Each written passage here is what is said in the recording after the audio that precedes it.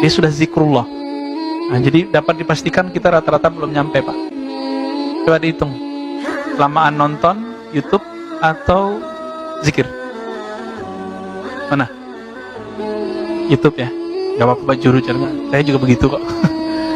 Cuma semenjak ketemu ilmu zikir, ternyata zikir lebih nikmat daripada nonton YouTube. Pak, ini perih.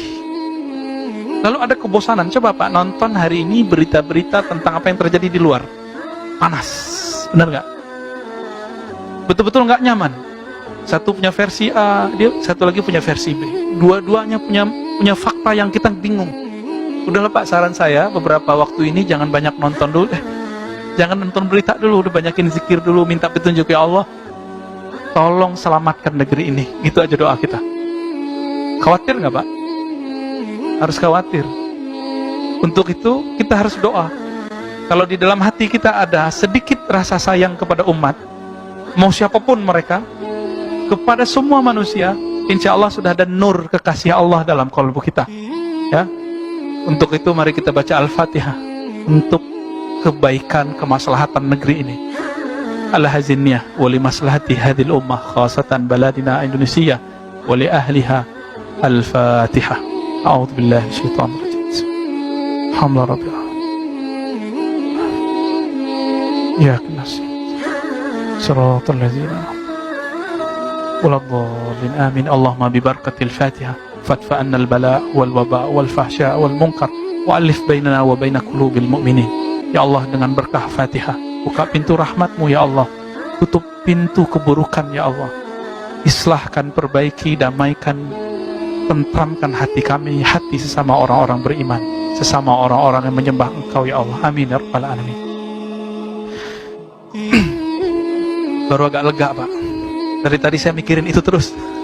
Kepikiran, padahal kita nggak nonton berita banyak ya, cuma seliuran, kepikiran terus. Jadi bikin saya nggak fokus ngajar. Ya. Nggak tahu antum fokus nggak dengerinnya. Insya Allah. Di dalam Al-Quran, selain an-nafs al-mutmainnah, maka identik an-nafs itu jelek. Maka disebut oleh Imam Ibnu Athaillah, apa kata beliau? Kalau disebut an-nafs ya, kita loncat bagian tengahnya, fahiya fi anfusiha mazmumah. Pada dasarnya jiwa itu punya karakter yang mazmumah, yang buruk. Jadi jiwa kita ini kalau dibiarkan lepas, nggak perlu ada syaitan, dia sudah jahat. Ketika Nabi Adam Allah pilih jadi khalifah di bumi, apa kata malaikat? Ya Allah, kenapa engkau memilih jiwa-jiwa yang ganas, yasfikud dam, menumpahkan darah? Dari dulu, mulai zaman Habil Qabil itu terjadi. Yang kedua, yufsid, merusak di bumi. Bagi malaikat, bumi yang bagus itu kalau bentuknya kayak hutan Mbak, itu bagus. Kalau kita pindahkan pasir, gunung-gunung, batu, kita pindahin jadi gedung-gedung di Jakarta, bagi malaikat ini merusak. Bagi kita apa? Pembangunan, kemajuan. Beda nggak karakter kita sama malaikat? Beda. Untung nggak malaikat Pak yang jadi khalifah di bumi. Kita ledekin dikit, malaikat marah nggak? Enggak Pak. Malaikat nggak ada emosinya. Untung kita Pak. Coba, kita nggak punya sayap. Malaikat punya sayap. Kalau bukan kita yang mentadbir bumi, maka tidak akan ada namanya mobil, motor, pesawat. Akhirnya kita bisa terbang bareng-bareng kan? Kalau malaikat kan terbangnya sendiri. Ya. Kalau mau numpang, numpangnya ke buruk. Dia numpang kan? Buruk.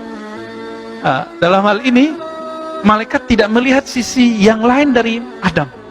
Bahwa Nabi Adam tidak hanya nafsiyah, membunuh ataupun merusak. Dia ada sisi lain. Nah, inilah garis batasnya. Jasad, nafs. Kita garis batas. Ini disebut dengan manusia yang zahir. Disebut apa? Manusia yang zahir. Penghubung nafs dan akal dan jasad itu disebut dengan akal. Maka ada naik di atasnya, tembus.